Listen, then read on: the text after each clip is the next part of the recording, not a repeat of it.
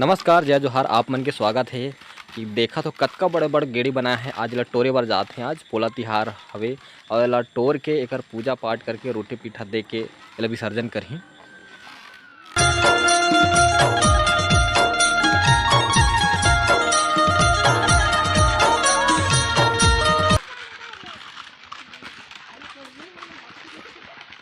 छत्तीसगढ़ के परंपरा के अनुसार हरेली तिहार में गेड़ी बनाया जाथे और एला तकरीबन 1 महीना चढ़ के एला पूरा तिहार में टोरथे और एला होम ग्रास दे के रोटी उटी बना के चढ़ाथे और विसर्जन करथे।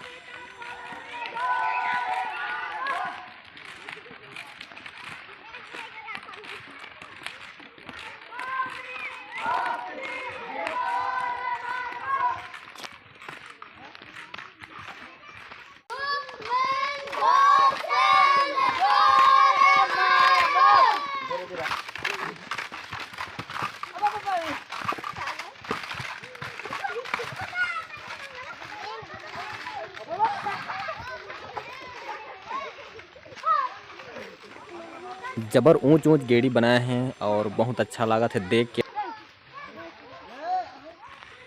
अब देखा जाए तो गेड़ी बहुत ही कम बनाते हैं पहले के मुकाबले। पहले तो सबो कोई बनाए चढ़ के बढ़िया खेलें गेड़ी गेड़ी लड़ाई होए और जो उचुर रे करके बुलाएं भारी अच्छा लगे वो टाइम।